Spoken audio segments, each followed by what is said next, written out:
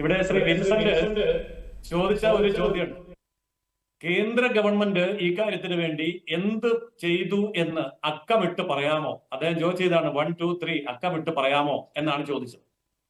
ഞാൻ ബി.ജെ.പിയുടെ പ്രതിനിധി ആയതുകൊണ്ട് അക്കമിട്ട് തന്നെ മറുപടി പറയുകയാണ്. നമ്പർ 1, കേന്ദ്ര ഗവൺമെന്റ് പരിസ്ഥിതി അനുമതി നൽകുകയും ആ അനുമതി നൽകിയതനുസരിച്ചുള്ള പദ്ധതികൾ നടപ്പാക്കാനുള്ള എല്ലാ തടസ്സങ്ങളും മാറ്റുകയും ചെയ്തു. നമ്പർ 2, രാജ്യസുരക്ഷയുമായി ബന്ധപ്പെട്ട എല്ലാ പ്രശ്നങ്ങളുടെയും അനുമതി കൊടുക്കുകയും അതിന്റെ പണികൾ ആരംഭിക്കാനുള്ള അനുമതി കൊടുക്കുകയും ചെയ്തു. നമ്പർ 3, ടെക്നിക്കൽ സാങ്ഷൻ കേന്ദ്ര ഗവൺമെന്റിന്റെ ഭാഗത്ത് നിന്ന് കിട്ടേണ്ട എല്ലാ ടെക്നിക്കൽ സാങ്ഷനുകളും യാതൊരു തടസ്സവും ഇല്ലാതെ കേന്ദ്ര ഗവൺമെന്റ് അനുവദിച്ചു. നമ്പർ 4, ഇനി ഈ പദ്ധതി അനുവദിച്ചു, അതിന് സാമ്പത്തികമായിട്ടുള്ള എന്തെങ്കിലും തടസ്സം വരികയാണെങ്കിൽ, ബുദ്ധിമുട്ട് വരികയാണെങ്കിൽ അതിനെ മറികടക്കാൻ വേണ്ടി വയബിലിറ്റി ഗ്യാപ് ഫണ്ട് 817 കോടി അനുവദിച്ചു.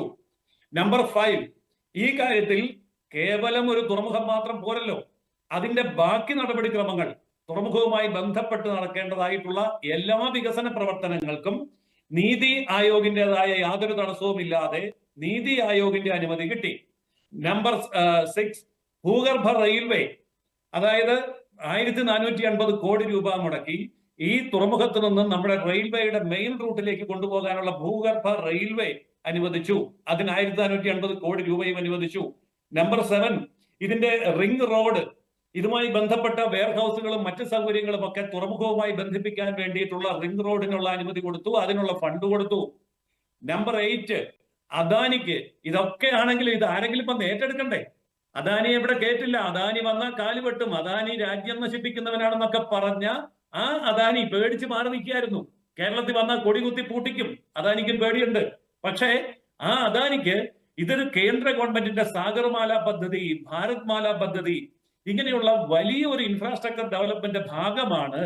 അതുകൊണ്ട് നിങ്ങൾക്ക് ധൈര്യമായിട്ട് ഈ പ്രോജക്ട് കേരള ഗവൺമെന്റുമായി എഗ്രിമെന്റ് വെച്ചുകൊണ്ട് ഏറ്റെടുക്കാം എന്നുള്ള കോൺഫിഡൻസും കേന്ദ്രം കൊടുത്തു. അങ്ങനെ 8 കാര്യങ്ങൾ ഞാൻ ഇവിടെ എണ്ണി പറയുന്നു. ഇത്രയും കാര്യങ്ങൾ കേന്ദ്ര ഗവൺമെന്റ് ചെയ്തു കൊടുത്ത കാര്യം തന്നെയാണ്.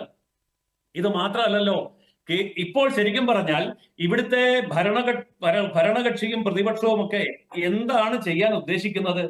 കേന്ദ്ര ഗവൺമെന്റ് ഒന്നും ചെയ്തില്ല എന്ന് വരുത്താനാണ് ഉദ്ദേശിക്കുന്നത് എങ്കിൽ ഞാൻ പറയുന്നില്ല ഇത് മുഴുവൻ കേന്ദ്രം ചെയ്ത കാര്യമല്ല, ഇത് സംസ്ഥാനത്തിന്റെ പ്രോഗ്രാമാണെന്ന് ഇവിടെ പറഞ്ഞവരെല്ലാം പറയുന്നു, ഞാനും പറയുന്നു. പക്ഷേ ആ കേന്ദ്രം സംസ്ഥാനം മാത്രമായിട്ട് ഇത് ചെയ്യാൻ പറ്റുമോ? ഒരിക്കലും പറ്റില്ല. അപ്പോൾ നമ്മൾക്ക് അനുഭവമുണ്ടല്ലോ, LNG ടെർമിനൽ വല്ലാർപാടം വലിയ ഗംഭീര പരിപാടിയായിട്ട് വന്നു. എന്നിട്ട് എന്തായി സംഭവം? ഇപ്പോ കണ്ണൂർ എയർപോർട്ട് അതിനേക്കാൾ വലിയ പരിപാടിയായിട്ട് വന്നു, വലിയ ഉദ്ഘാടനമൊക്കെ നടത്തി. കണ്ണൂർ എയർപോർട്ടിന്റെ അവസ്ഥ ഇപ്പൊ എന്താ? അപ്പൊ കേന്ദ്രത്തോട് യുദ്ധം ചെയ്തുകൊണ്ട്, കേന്ദ്രത്തെ മാറ്റി നിർത്തിക്കൊണ്ട്, കേന്ദ്രത്തെ പഴി പറഞ്ഞുകൊണ്ട്, കേന്ദ്രത്തെ ആക്ഷേപിച്ച് കളിയാക്കിയും കൊണ്ട് ഒരു സംസ്ഥാന ഭരണകൂടം ഏതൊരു പദ്ധതി നടപ്പാക്കാൻ ശ്രമിച്ചാലും അതിന്റെ അവസ്ഥ എന്താകുമെന്നുള്ളതിന്റെ തെളിവാണ് കണ്ണൂർ എയർപോർട്ടും വല്ലാർപാടം ടെർമിനലും ഒക്കെ. അപ്പൊ ശരിക്കും നമ്മൾ മനസ്സിലാക്കേണ്ട ഒരു കാര്യമുണ്ട്, ഇവിടെ അങ്ങോട്ടും ഇങ്ങോട്ടുമുള്ള ആരോപണങ്ങളല്ല, അവകാശവാദങ്ങളല്ല പ്രധാനമായിട്ടുള്ളത്. ഇവിടെ എല്ലാ ആൾക്കാരും അവരവരുടെ പങ്ക് വഹിച്ചിട്ടുണ്ട്. കേരളം മാറി മാറി ഭരിച്ച UDF-ഉം LDF-ഉം അവരവരുടെ കാലഘട്ടങ്ങളിൽ മുഖ്യമന്ത്രിമാരായിരുന്ന ആൾക്കാര്, അത് ഉമ്മൻചാണ്ടിയും അതുപോലെ പിണറായി വിജയനും അതേപോലെ VS അച്യുതാനന്ദനും അതേപോലെ K കരുണാകരനും പിന്നെ തുറമുഖ മന്ത്രിയായിരുന്ന MV രാഘവനും, ഇവിടെ ശ്രീകുമാർജി പറഞ്ഞല്ലോ ആ കാര്യങ്ങളൊക്കെ. ഇവരൊക്കെ അവരവരുടെ കാലത്ത് അവരവരുടേതായി പങ്ക് വഹിച്ചിട്ടുണ്ട്. പക്ഷേ ഇവരൊക്കെ ഇത്രയും കാലം പങ്ക് വഹിച്ച് പണിയെടുത്തിട്ടും ഇത് നടപ്പാക്കാതെ പോയത് എന്തുകൊണ്ടാണ്? നമുക്കറിയാം, കൊല്ലത്തൊരു ബൈപ്പാസ് നടപ്പാക്കാൻ 40 കൊല്ലം LDF-ഉം UDF-ഉം അഹോരാത്രം പണിയെടുത്തു, അതിഗംഭീരമായിട്ട് കഷ്ടപ്പെട്ടു. 40 കൊല്ലം കഴിഞ്ഞ് നരേന്ദ്രമോദി വന്നപ്പോഴാണ് കൊല്ലത്തൊരു ബൈപ്പാസ് ഉണ്ടായത്. അതുപോലെ തന്നെ നമുക്ക് 6 വരി പാത LDF-ഉം UDF-ഉം ഒക്കെ എന്തുമാത്രം പണിപ്പെട്ടു. 35 മീറ്റർ പാത മതി എന്ന് പറയാൻ. പക്ഷേ 6 വരി പാത ഉണ്ടായത് നരേന്ദ്രമോദി വന്നപ്പോഴാണ്. അപ്പൊ ഉള്ള കാര്യം ഉള്ളതുപോലെ പറയുക. ഞാനിവിടെ ഉള്ളതുപോലെയാണ് കാര്യങ്ങൾ പറഞ്ഞത്. LDF-ന്റെയോ UDF-ന്റെയോ എന്ന വ്യത്യാസമില്ലാതെ അവരുടെ കാലത്തെ മുഖ്യമന്ത്രിമാരുടെയും നേതാക്കന്മാരുടെയും കോൺട്രിബ്യൂഷനെ അംഗീകരിച്ചുകൊണ്ട് തന്നെയാണ് പറയുന്നത്. പക്ഷേ കേന്ദ്ര ഗവൺമെന്റിന്റെ ഒരു വലിയ പദ്ധതിയുടെ ഭാഗമായി കൂടി ഇതിനെ അംഗീകരിച്ചാൽ മാത്രമേ സംസ്ഥാനത്തിന്റെ വികസനത്തിന് വേണ്ടതായിട്ടുള്ള എല്ലാ സൗകര്യങ്ങളും നമുക്ക് ഉപയോഗിക്കാൻ സാധിക്കുകയുള്ളൂ. അതുകൊണ്ട് കേന്ദ്രത്തെ മാറ്റി നിർത്തുകയോ ആക്ഷേപിക്കുകയോ കുറ്റപ്പെടുത്തുകയോ ചെയ്യുന്നതിന് പകരം സഹകരണത്തിൻ്റെതായ ഒരു പാതയിലൂടെ സംസ്ഥാനത്തെ ഭരണകക്ഷിയും പ്രതിപക്ഷ കക്ഷിയും ഒരുപോലെ രംഗത്ത് വന്ന് ഇതിന് സഹകരിക്കണം എന്നുള്ളതാണ് BJP-യുടെ അഭിപ്രായം.